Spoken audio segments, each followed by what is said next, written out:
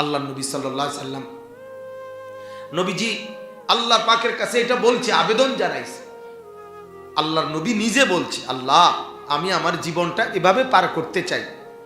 আশবাউ ইয়াওমান আশকুরু, এক বেলা একদিন পেট ভরে খাবো, এক বেলা শুকর করব। কি করব? ওয়া আজুউ ইয়াওমান, আরেক বেলা ক্ষুধার্ত থাকবো। ওয়া আতাসাব্বারু, এবং সবর করব। আল্লাহ শুকর করব যে বেলা পেট ভরে খাবো, সবর করব যে বেলা ক্ষুধার্ত থাকবো। ফলে শুকরের নিয়ামত পাবো, সবরের নিয়ামত পাবো। এটা নবীজির তামান্না ছিল।